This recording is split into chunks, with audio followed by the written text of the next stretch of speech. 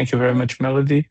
Thank you very much, Melody, and welcome to today's session. We are going to start with you. In the meanwhile, Professor Carlos will enter and we will resume. Thank you very much for coming to this seminar. Today's topic is from IE for Education and Research, Tools and Technologies. I would like to welcome and thank Melody, the CEO and founder of Chat Everywhere. Please, you may share your presentation with us. I would like to inform the audience that at the end of this session, we will make available the QR code so you can access this platform and try it for a few days if you are interested to. And we are going to make available the QR code and the link for the certificate request from this session. Thank you very much for joining us and have a good session. Thank you very much, Melody. The floor is yours. Thank you. Thank you, Professor Garimo. I share my PowerPoint first. Thank you.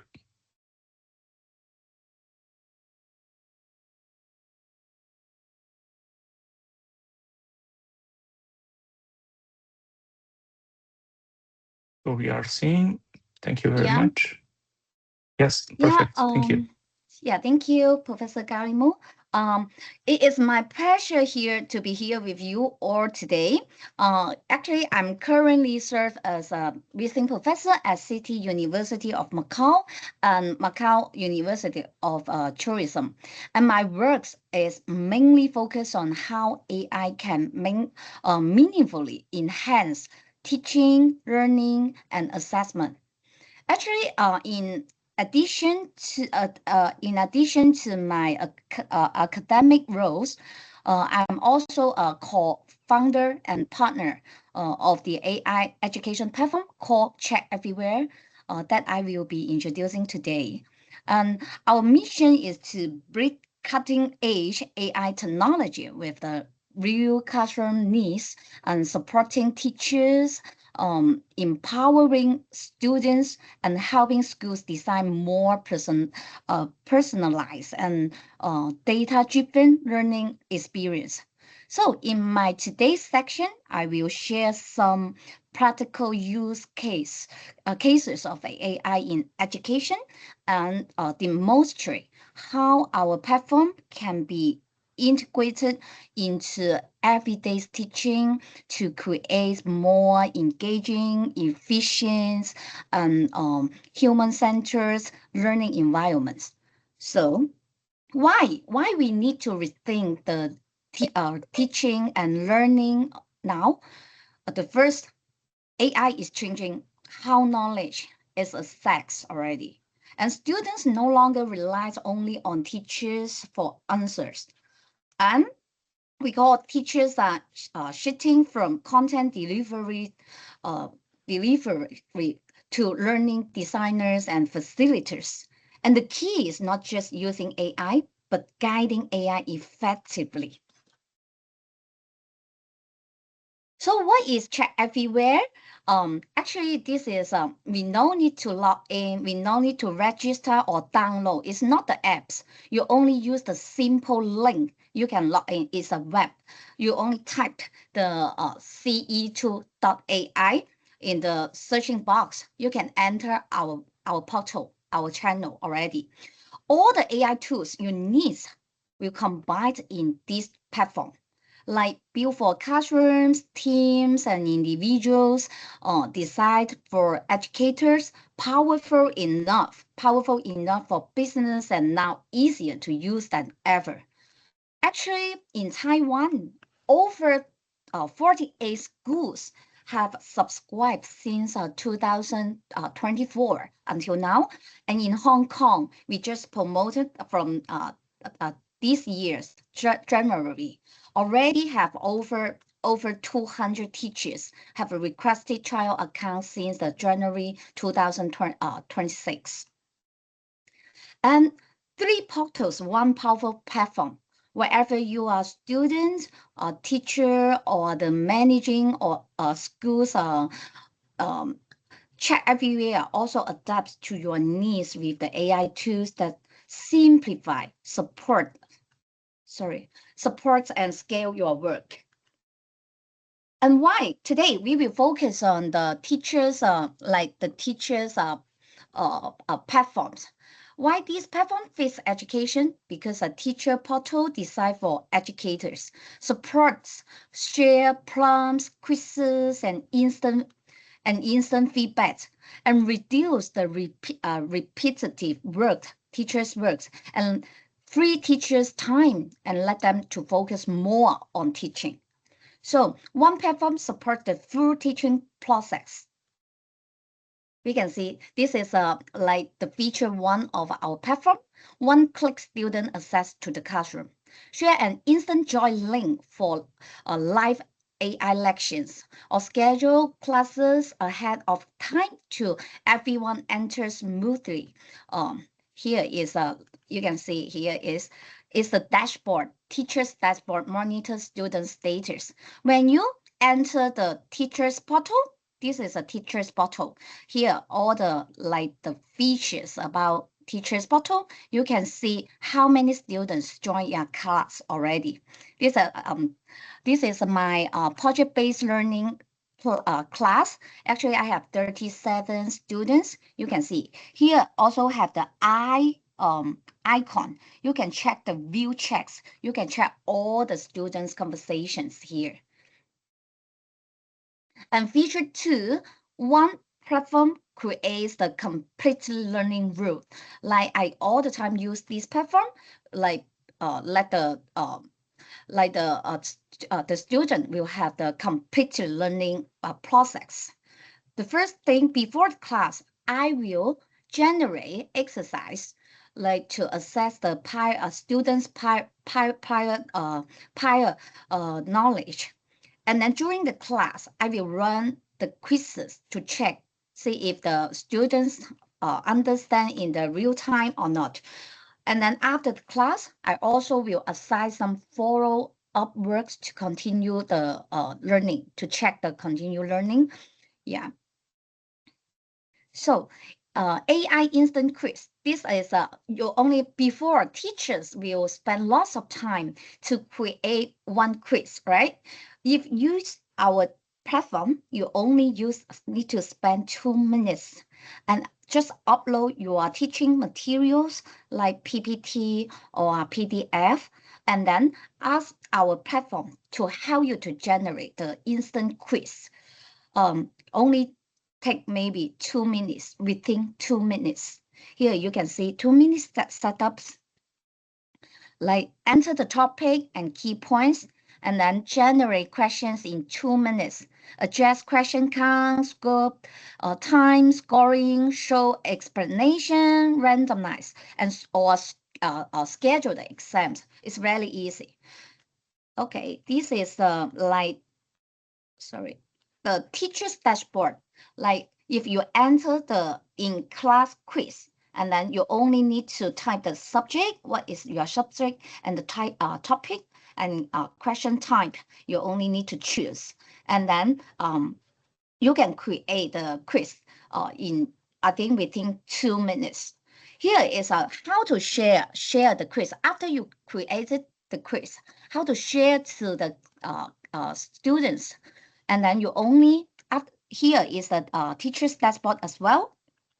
You can see, like every student will get the link, and then the access code and the expiration date. This information you only need to copy and paste on the checkbox inside the platform, and then everyone, like here, section check, everyone will receive the message during inside the platform, and then they will enter. Just use the link or QR code. They can enter the platform and then to submit the assignments.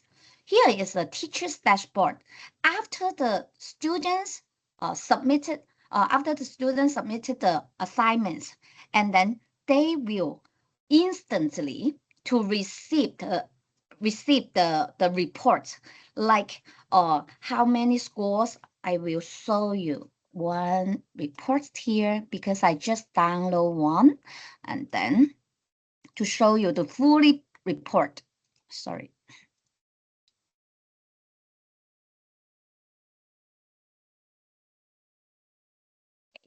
I open now. You can see these are once the student submitted the quiz or the homework, they will receive the report in detail, very detailed, maybe within 1 minute. This is like students' report based on the questions, their answer, and then here is the graded feedback by AI. Of course, the teacher need to upload the assessment criteria in advance. And then the AI will combine AI comment and your assessment criteria to give the feedback to the students. And then here also answer and the feedback. And then this, I think this student did a very great job. And this part, I think they did not have the full mark. And then the report will tell you and the suggestion which part you need to be improved. So it's very detailed. Okay, let's go on. And okay, here is quiz. Later, if I have time, I will show you how to use the platform and only upload the PPT and then can create a quiz within 2 minutes. Okay, here is like teacher's dashboard chat with the students online. Actually, we invited the students enter this class. Here we'll have the chat box. We can have the instant feedbacks to every student's questions. And like teacher's dashboard, the quiz results report. Before that, you can see the students can receive the very detailed report. In teacher's dashboard, also have the overall performance records. Like you can see which students submit which students submit the homework and the overall percentage, like their performance or their marks here, the quiz status and everything. Here we can even the marks. You can export the whole quiz PDF as well. You just click the button and then you will have the whole quiz PDF and students attachment, the homework attachment.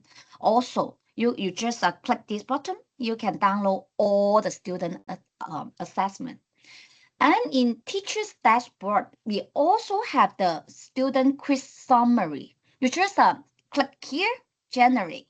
And then here we'll have a very detailed students quiz summary, like the whole class performance overviews. We will assess the students' assignment depends on 5 elements: the conceptual understanding, accuracy, and completeness, critical thinking, and class consistency. So you can see the whole class performance in the on the teacher's dashboard. And here is like a most even the most challenging questions in the students quiz summary report will show as well, like which most challenging questions and the easier questions. That means lots of the student will do the right questions, can provide the right questions, and the common conceptions and the recommendations for teachers for next section also included in the summary students quiz summary. Okay, we also have the like paper grader functions. Just upload a homework image, then we can get it graded automatically. currently only support grading on clearly defined questions like fill in the blank, and the math, and some short answers, multiple choice, something like that. And here is a pronunciation coach instant feedback. We also provide these function, these features. Set reading text, accent, and the speed. After recording, students get instant scores for clarify and accuracy, plus improvement tips. So like here is the page to show how to set the reading text, accent, and the speed. This is a real page on our platform, and the prompts template for guided activities. The platform created some reusable prompt templates and share with the class. So the students start in one click with awesome outcomes. Here I need to show everyone how it showed. Sorry. Okay. I closed the.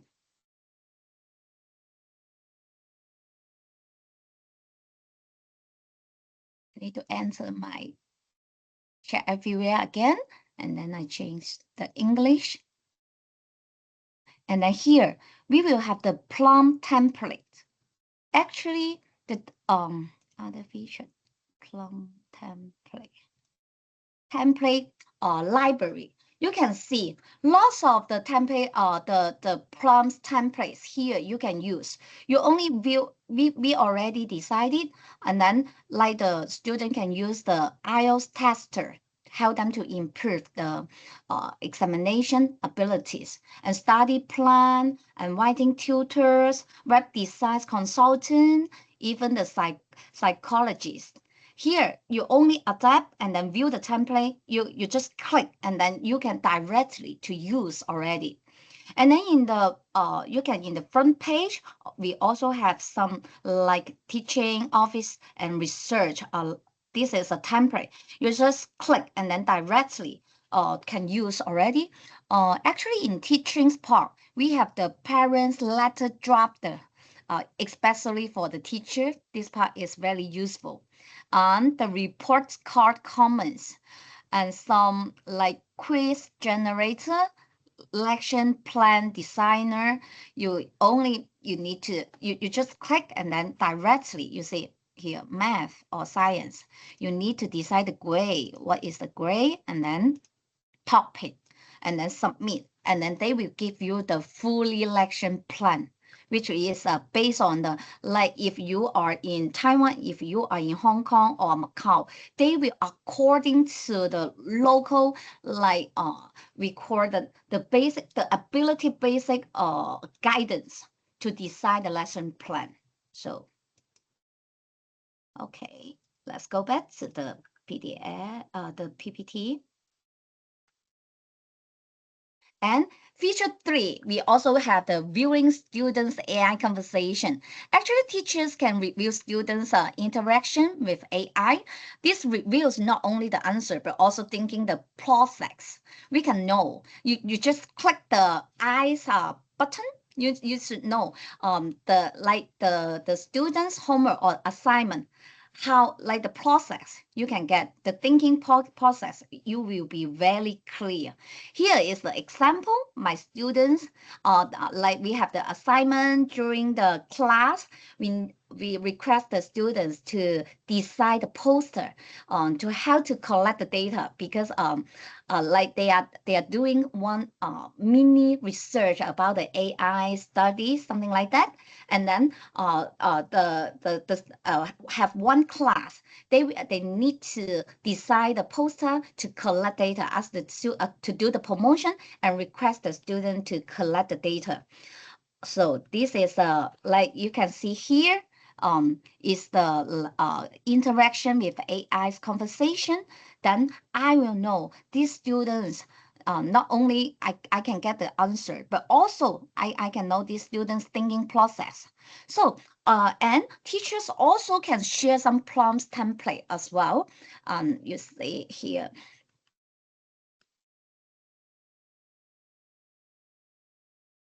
Like in the teachers portal, and then you here have the prompts template. If you want, sorry, yeah. If I want to, you see, not every template I share with the students. If these are class, you request your students to design one poster, you can share the like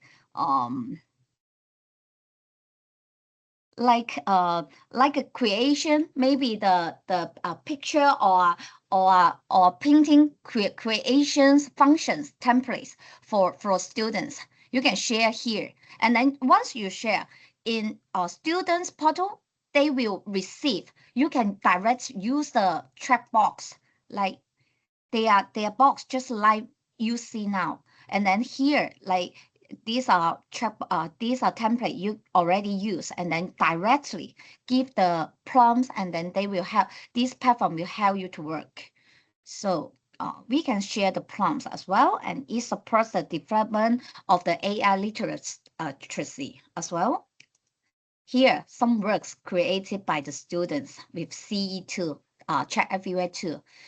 I think this class they only spend 40 minutes, and then they finished the artwork already.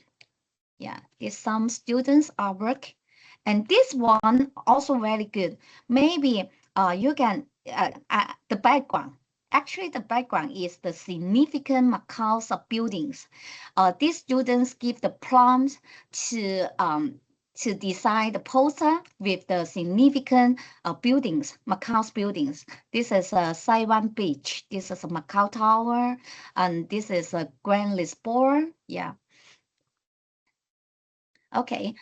Now, from the teacher to promote designer, actually the teacher's new role is not only to deliver knowledge nowadays. It is also to design like questions, tasks, and prompts. Um, like in my marketing management class, this is mainly related to tourism. Actually, in the real world, how to generate the case for student learning with the real world business situation. It's very for teachers. It's very difficult to find a related case. Let the student have the chance to think like marketing manager, or to make the decision under some uncertainty. So for me, according to the learning objective, uh, it's very difficult to find a relating case.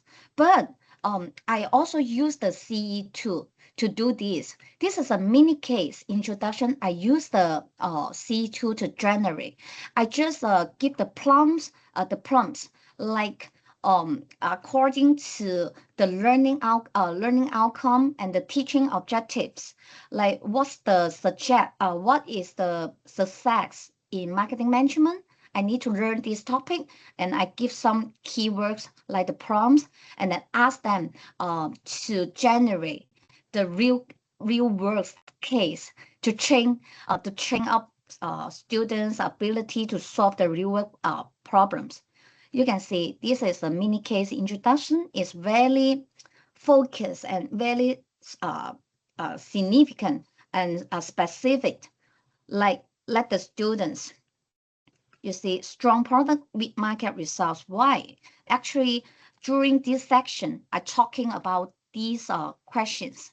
So mini case instruction, I use the C tool to help me to generate like the mark the key facts related to success in marketing look like for this company, and then the C tool help me to generate already.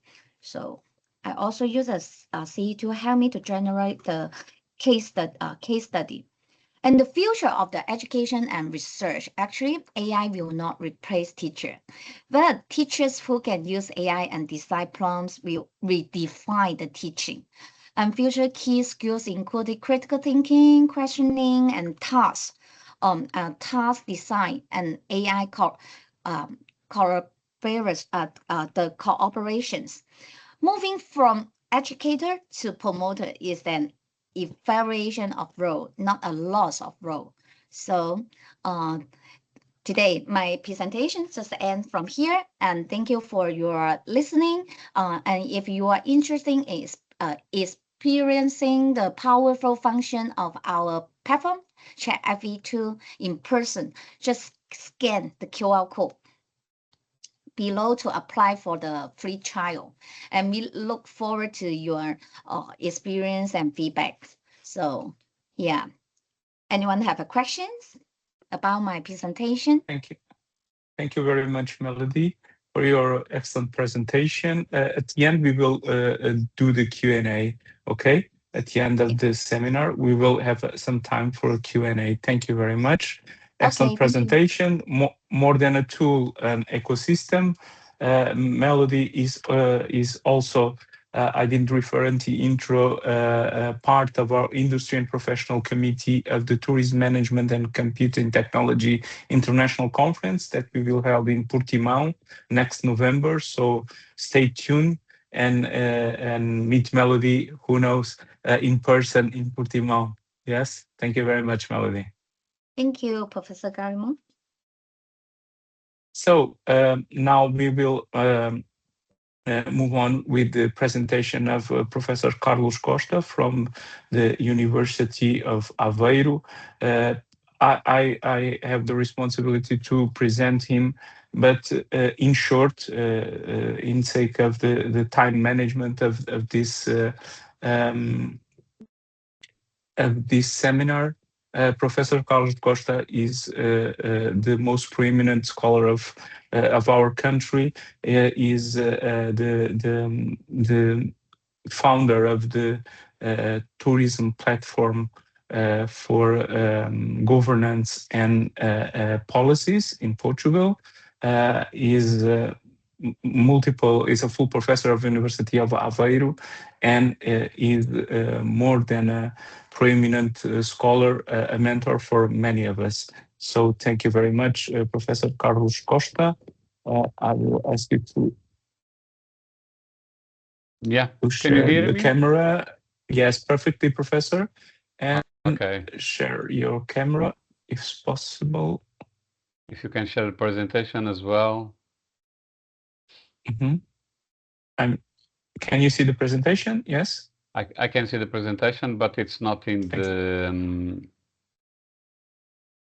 Just click Just down for the display mode. yes. Now Well, we are in I can display. see both the presentation, but I can also see the slides on the side. So No I'm problem. not supposed, I suppose. Okay, can you? Thank you very much. Yes. Yeah. Okay. And now in the presenter mode. Give me So just a while second, please. Professor Thank you again. Karimo is trying to sort out the problem, let me start by saying that it's a great pleasure to be here today. Thank you very much, Professor Karimo. It's a pleasure to be here. Also, my thanks to Professor João Pedro, Portugal. He has invited me, and I'm really happy to be here with you in these TMC talks. So, um, I'm going to have this presentation, and let me start the time just to be sure that I won't be too long. So I'm going to talk about the future of education and research. But in the meantime, last week we had a very nice presentation here because we are finishing a big project we have in the University of Aveiro, which is about the Steve's Lab. And during this conference, I had the opportunity to present I also had a presentation on tourism networks and why am I going to link this future of education and research with the tourism networks. Because, and this is an explanation that I'm going to give you during my presentation, I do believe that, I mean, it does make sense to talk, you know, in a general way about education and research. We have to look at this because, you know, we have to look at this from some particular angles.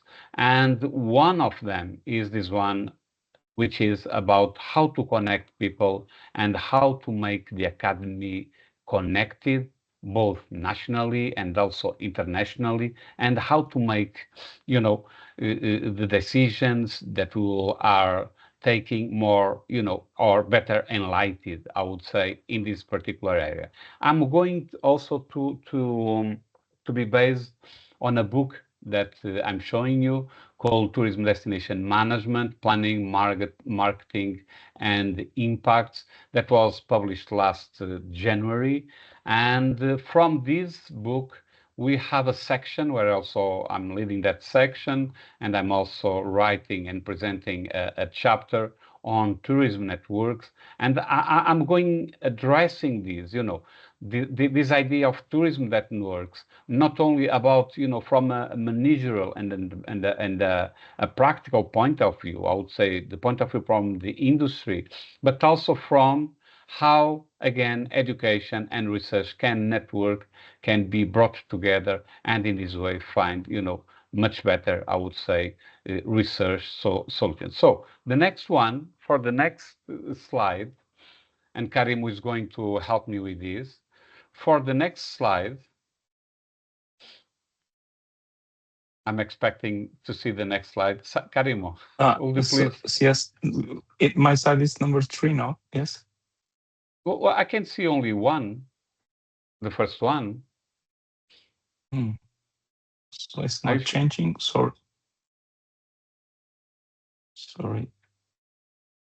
You can ask someone else from the audience if you are seeing the first slide or the third slide.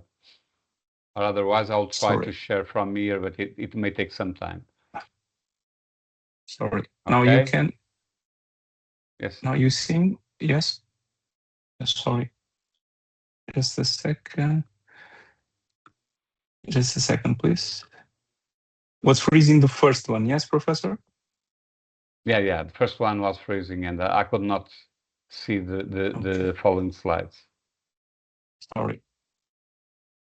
Yeah. Sorry, because I also have to say that usually I work with the Zoom and the Google Meets, and therefore I'm not experienced with the Teams.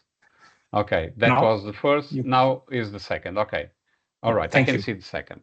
So from this point of view, what I was saying is, let's talk about the future of education and networks and why.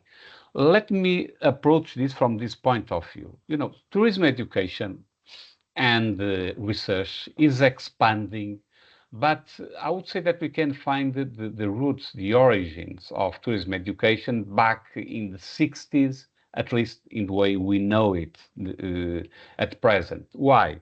Because there was a paper published by Kristaller in the 60s, and this paper was very much about the geography of tourism. Later, in the 70s, we had a prominent school in the University of Surrey, and I had the privilege of doing my master and the PhD in the University of Surrey back in the 90s, in the 80s and in the 90s. And what happened was that, you know, this emerging school from the University of Surrey was a school mostly based on economics and management. And we had people like, you know, Brian Archer, Steve Van Hill, John Fletcher, and all these people were economists, and they start to bring a new approach into the area. So in the end of the 80s, and this is what we see from the slide, in the end of the 80s, we did not have that much in terms of tourism research. Just to give you an example, the most prominent journal in the area was the Annals of Tourism Research. And tourism management was, I would say, a second class journal. So we had mostly, you know, the Annals of Tourism Research. Again, it was the most prominent journal in the late 80s. Tourism Management was a second-class journal, and then even Tourism Review was a really, I would say, poor journal from a scientific point of view. So when we look at the situation, almost 40 years, 45 years later, the situation has changed completely because, the number of research centers and the number of journals in the world is really amazing. Tourism is mushroom from, of course, an industrial point of view, and it is also booming in terms of research and in terms of publication. Just to give you another example, in Portugal, the roots of education, tourism education, are very much linked with the University of Aveiro. Here in Aveiro, we launched the first licenciatura, which is, a bachelor plus 2 years in 1988. Then we launched together with the University of Algarve and with my friend Professor João Albino Silva, the first master in Portugal. And also in 1995, the first PhD program was also launched here in Aveiro. The first journal, scientific journal, is dated from 2004, from Aveiro. And so the developments came, and I would say that, this area is ripening since the beginning of the year 2000. And why are we talking about the importance of networks? We are talking about the importance of networks because regional and transnational networks are becoming a powerful tool for collaborative planning and development. Just to give you an idea, from an industrial point of view, the industry, that starts to emerge, what we call, the mass tourism paradigm, start to emerge in 60s and in 70s. And the situation we had was mostly a vertical situation. In other words, we had an industry made of tour operators, travel agencies, and then hotels located destinations. So in today's world, the situation is completely different. We are no longer talking about, pyramidal organizations. On the contrary, you are talking about flat organizations, horizontal organizations. And therefore, this is what you can read from the third paragraph. We can say that, networks are an organizational structure that can be placed between the rigid hierarchies that dominated the post-war period and the absence of inter-organizational commitments as suggested by the neoliberals. Next one. So when we talk about networks, what are we talking about? Networks, and if you are familiar with the networks theory, basically we are talking about, circles. We are talking about actors and nodes. And what we do is we identify who's who in the tourism organization. So basically, just imagine at the local level, we start looking at the situation from this point of view. We start looking at what are the municipalities responsible for the tourism sector, who are the private sector organizations involved in the tourism sector, and then, things like non-profit organizations, knowledge organizations, and so on. So from the sociometric analysis, what it does is to identify all these dots, and then we link these dots with arches, and from here, we start looking at the way information flows from one place to another. So this is extremely important when you are talking about businesses, of course, when you are talking about innovation, but it is also extremely important when you are talking about, education and research. Basically, what this slide says, and this is the definition that came out from my original research back in 1996, is that a network can be defined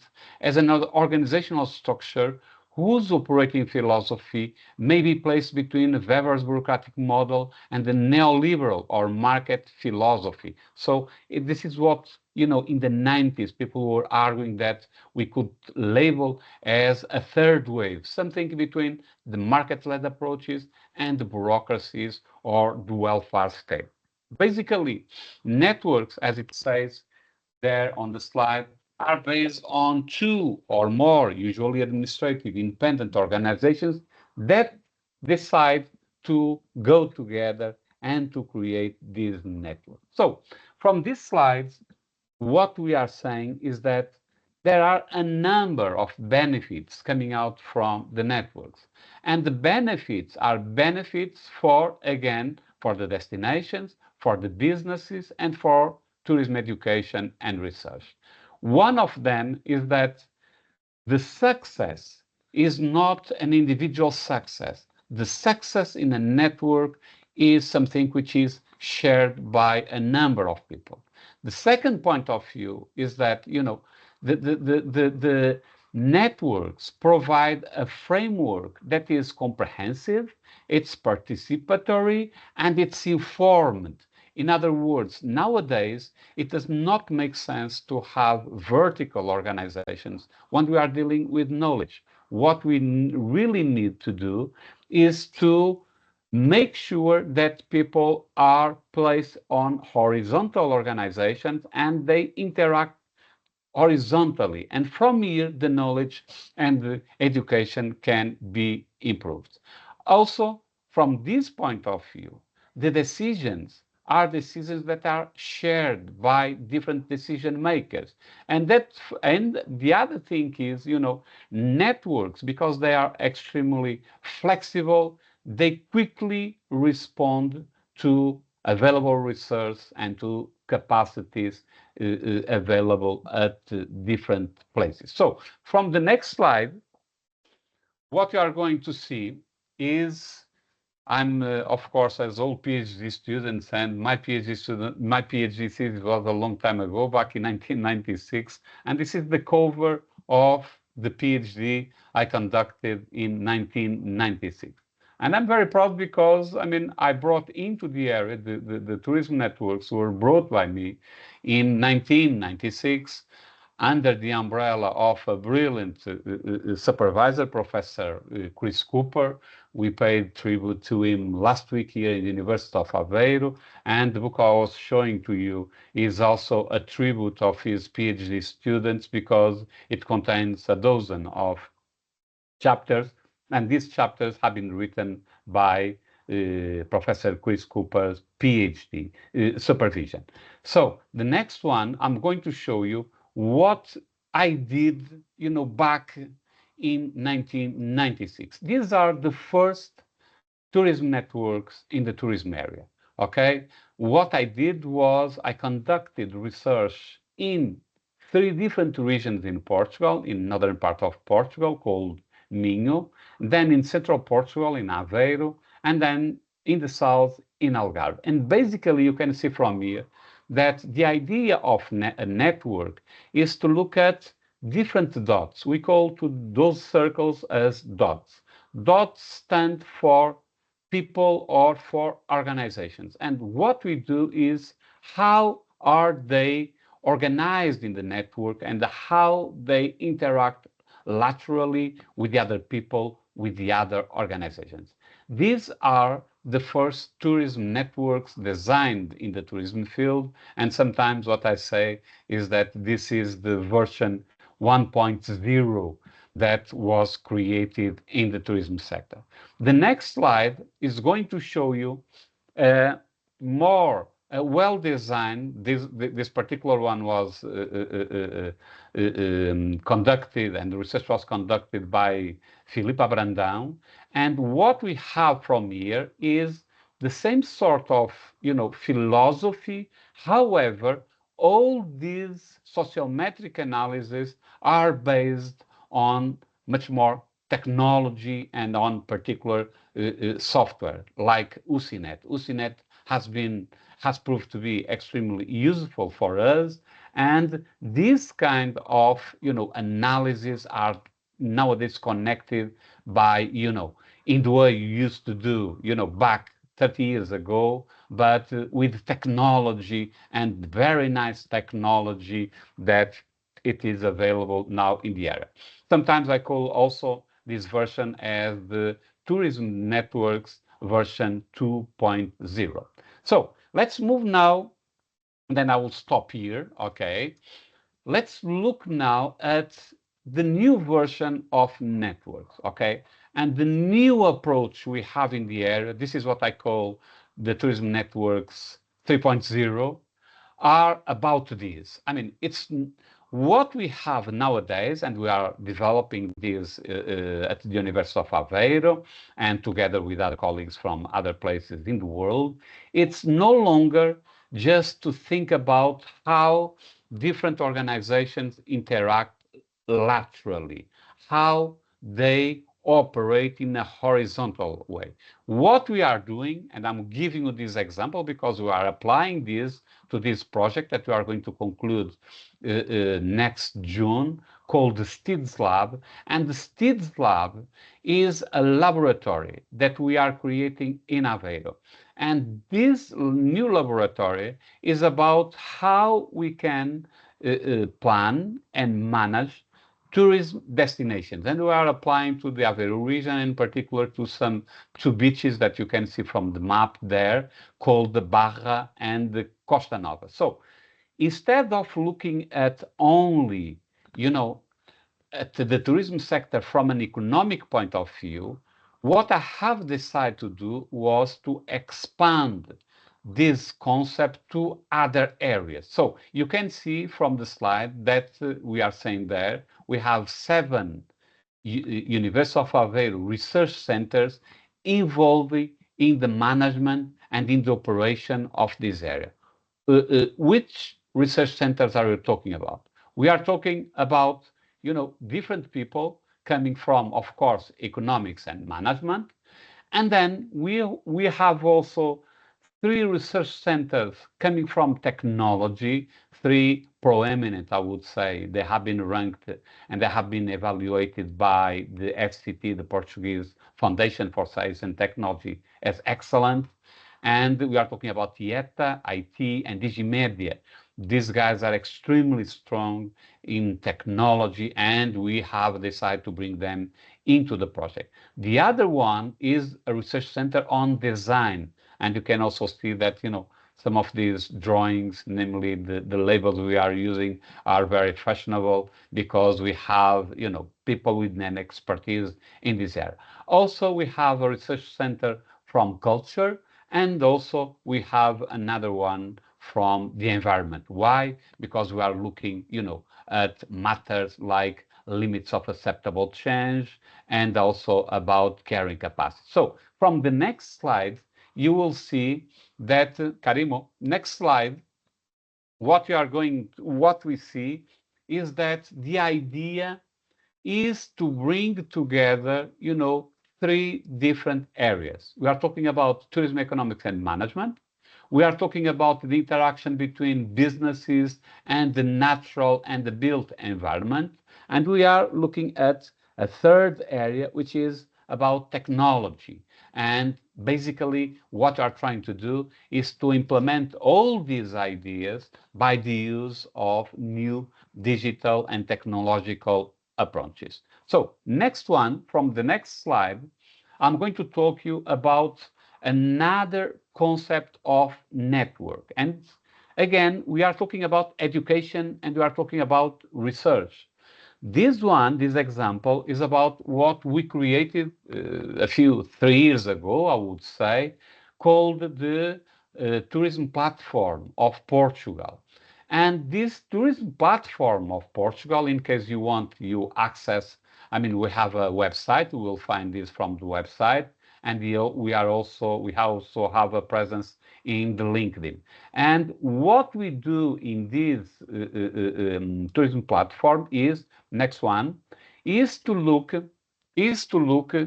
at, you know, a way of bringing together, and this is what we have so far. We have 125 founding members, and we are linking on a horizontal way academics and researchers. And we have all universities in Portugal with tourism programs.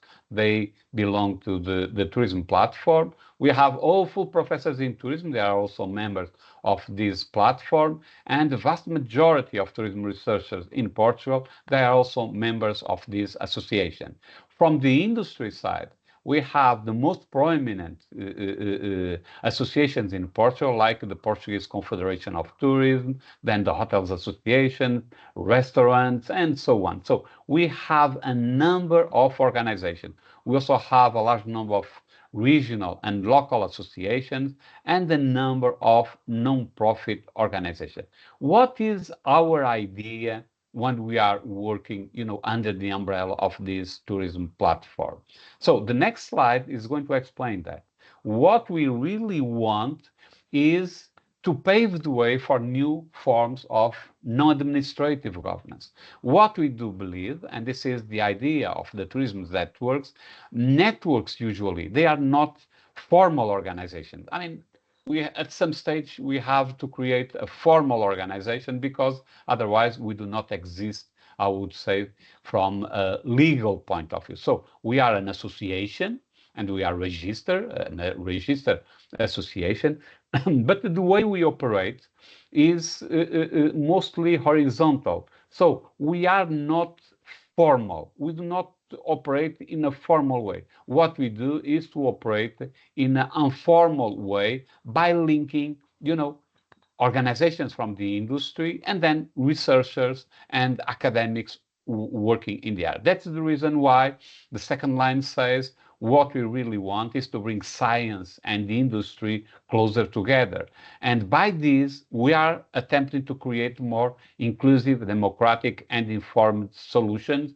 And we also want to tell the politicians, and let me also tell you this, we are working with the politicians, namely with the Secretary of State for Tourism. The Secretary of State for Tourism is someone that has been engaged in PhDs. He was one of our former PhD students as well. Is at present also involved in another PhD in Coimbra.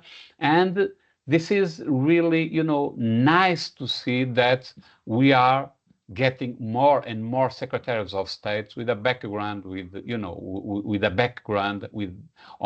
they have educational background into it. So our idea is to say, the decision-taking process and the politicians, they are, of course, entitled to take all the decisions they really want because they were elected and therefore they represent and they are entitled to do that. But at the same time, our idea is to say that, the decision-taking process has to be supported by wise decision-making processes. And that is the reason why we do believe that tourism networks are extremely important in the area. And thank you very much for the time you spent listening to this presentation. And Professor Karimo, the floor is yours. Back to you.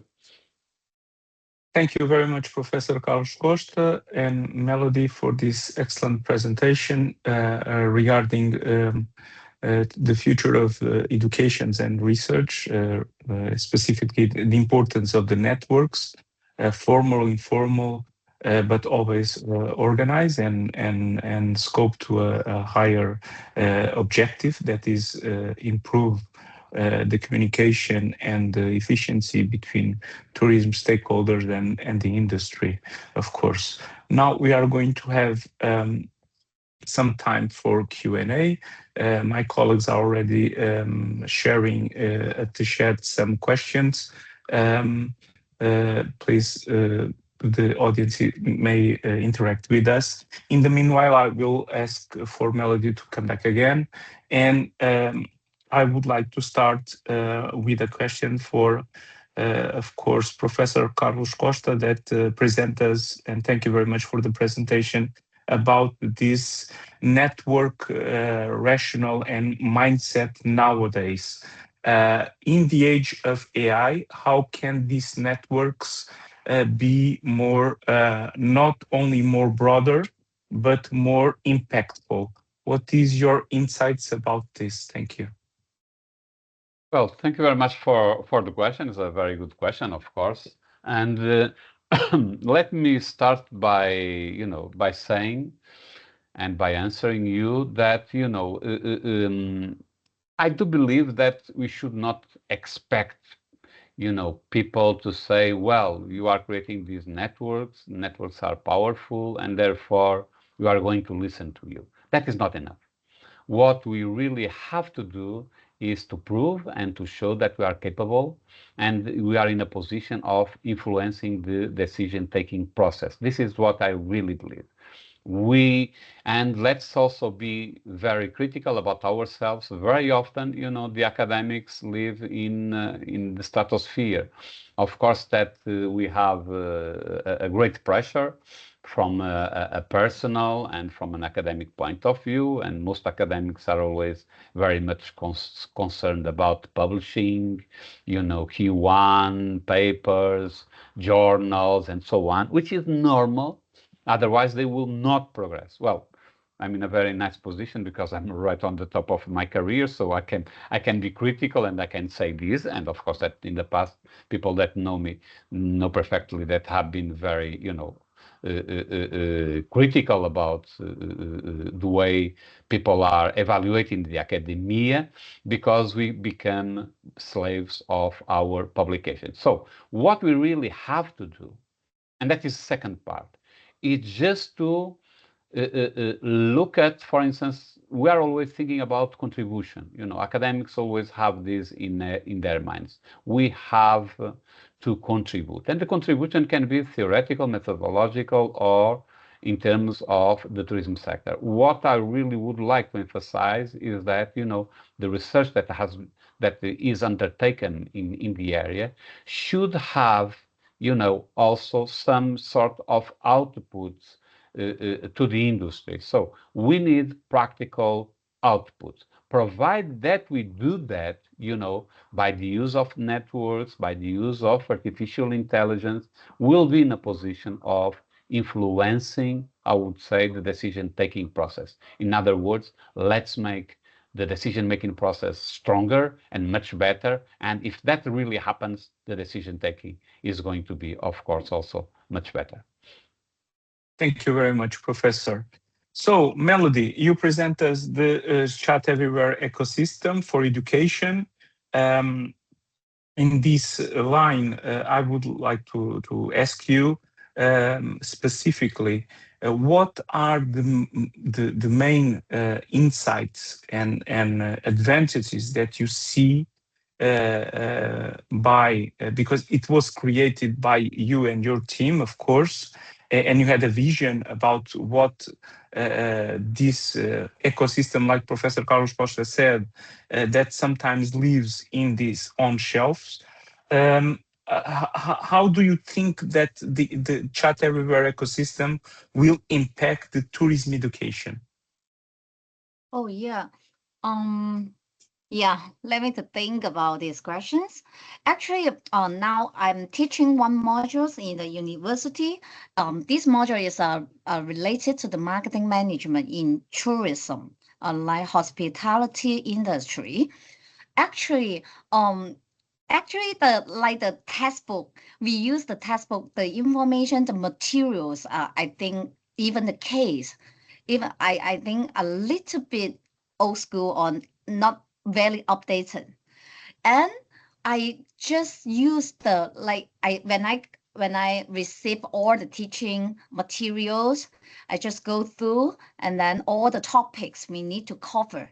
And then I also check the PPT. I said, oh, if I like use this PPT to giving the lecturing, I think for the master students, I think it's not enough, like only based on the knowledge, like the academic knowledge and the theory and the frameworks learning. So I just try to find like the real world case or more realistic or some practical case. It's very difficult, actually very difficult. And then I use this AI. I think I can generate some very updated and even can generate the case to improve the students' ability to solve the real world problems in the marketing field. So I think this is one part. The other part for the tourism, I also like ask the students to design some marketing plan. Like we have lots of the digital, like the social media platform, right? And then if you how the how your company to do some promotion, um, you need to write some posts, need to design the creative. Actually, it's very difficult because a different social media has a different like the features or the requirements. And when you write the posting, and then you need to fulfill some requirements on like Facebook and the Red Bull and the Twitter. Actually, if you did not have the AI or have the channel, or have the platform to help you to put it or to improve your creative, your writing, I think you maybe spend lots of time, even cannot write a very good posting or article. But if you have the GPT, after during my class, actually I asked the students to like to writing the article or the posting first, and then ask them to use the Chat GPT platform, our platform, to help them get improved.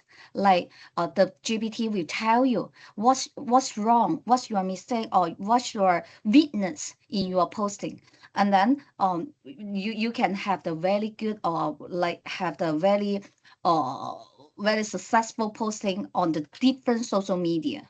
Even the design or like the creative generating, we can use our platform, like how you to do the marketing or poster designing, or how you to easy to promote, easy to generate the creative.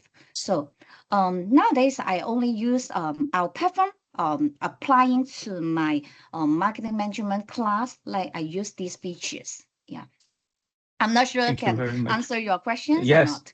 Yeah. perfectly, perfectly. Thank you very much, Professor Carlos Costa. I'm just have two more questions, one for each, in the sake of time. Professor Carlos Costa, this is a very, we think, a very up-to-date question. Artificial intelligence is often described as a neural network, a dynamic neural network in nowadays. In tourism, we already have work within many human, institutional, and destination networks. So, how can we integrate AI into these existing networks? And what role might it play in the future of tourism education, research, and professional practice, in your opinion, of course? Well, very difficult questions, which shows that these talks, the tourism management, the computer technologies, are attracting people, knowledge people, and very much interested in the area. So let me also tell you, I have several PhD students also and researchers involved in these neural, I would say, neurosciences. And let me also tell you that, one of the most prominent and someone that is really influencing the way I think is Antonio Damasio, professor, is a Portuguese, but is based in America. And he has been writing about, emotional intelligence. And nowadays he has published, I mean, he published a book last December, November, December, which is a success and which influences all these kind of things. So basically, Antonio Damasio is saying that we have to be intelligent. Okay, intelligence is something that should be approached from different point of view.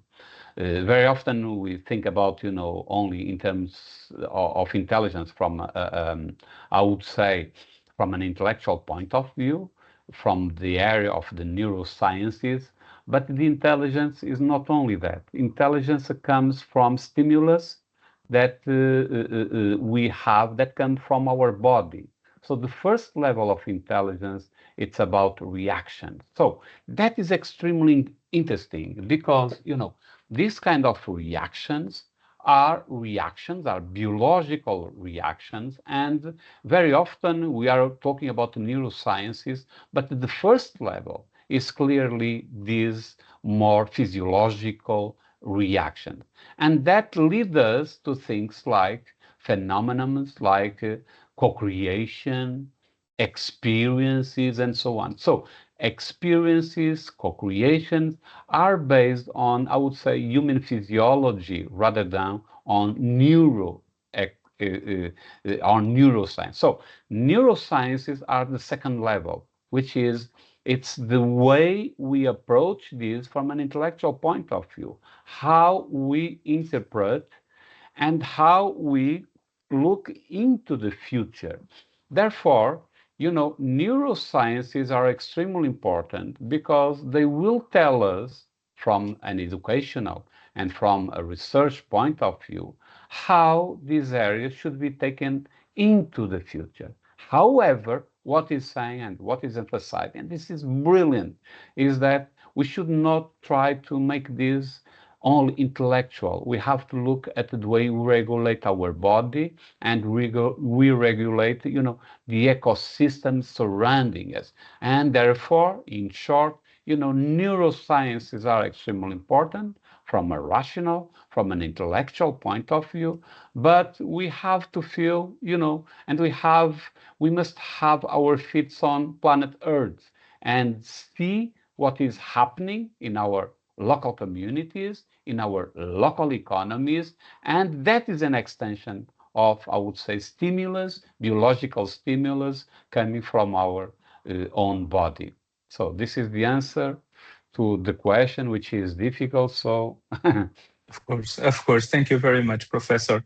It's a very broader and a very good insight about this question. It's not easy to answer, but thank you very much for trying to give your perspective. Melody, final question for you. Does Chat Everywhere already use prompts as part of its interactional model? Is the platform currently prepared or expected to become prepared for use in academic research? Oh, yes. Before, lots of the teachers also ask these questions. Actually, we are not focused on this part, but actually now in Macau, some high schools, we just go to enter the high schools, and then they also have the project-based learning, like have wanted to launch a mini research or in mini research. We use our platform also can do something like how to use our platform to searching the literacy, and then you find out already, and then ask them to help you to summarize. Like I can upload it, maybe few journals, and then ask the GPT, ask our platform to help you to summarize, like the point of views of the journals. And at this part, we also during the class, the student use this part to help them to shorten the time to read the article. And then of course at the beginning they must have the like first thinking to find which kind of article first, and then use our platform will help them to summarize it. And then this is the first part, and then we applying on the research like research aspects. The second part, we also do like after you finish the literature review, and then the second part is you need to decide the questionnaire or the interview questions. And then after you write down the questions, we will ask the student to write down first or to finish first. And then we also like attach to the chat everywhere, and then ask the chat everywhere how you to improve the question, like the questionnaires questions, like they will help to revise and give the suggestions to help the students to improve the questions quality. And then these are also this part, and then we also can use our platforms to file the like the literature reviews part on the literature review part to give you some like keywords, help you to find the appropriate journals. This part we also use. And then now just during my presentation, I show you like the second part, we design the questionnaire already, and then our platform also can you just upload the work file, and then they will help you to do the markup, like the markdown part directly. You can just copy and paste to the Google form, and then they will finish the whole form, the questionnaire already. So this part also can use the platform to do it, and then also do like use the platform to create a like research poster and something. Until now, we just use this part. We also launched the like the mini research in the high school now, teach the high school students how to do the research. So we just try. I think, and then later maybe we will show. We have the one feature called CE bot. CE bot, that means you have the like you have all the datas, and then like Excel file data, you just upload to it, and then they will help you to generate the different like the pipeline or the graphics, and then also have the like analysis. They help you to do the analysis also. Yeah. So So thank you very much for that insight about what's coming for Chat Everywhere. I would like to end this session thanking you both, Professor Carlos Costa, member of our Honorary Board of Tourism Management and Computer Technology International Conference, and Melody from Chat Everywhere, also part of our professional and industry program. Thank you very much for your time, for collaborating with us in this seminar. And I think it was very fruitful for everyone to see into terms the insights about what is tourism networks and how they are organized today, where they came from, because this born with AI is come from 30 years ago with the contribution of Professor Carlos Costa and the who came after, and how tools and ecosystems like Chat Everywhere are helping us to organize a much more demanding time in our days. Thank you very much to both in name of the TMCT organization, and to the audience. We will see you in the next one. Thank you very much to all of you, and have a nice weekend. Thank you very much for the thank invitation. you. Thank Bye. you. Thank you. See you soon. Bye bye. Now I will share with you the certificate information. Please, if you have any technical problem, contact us. Thank you very much.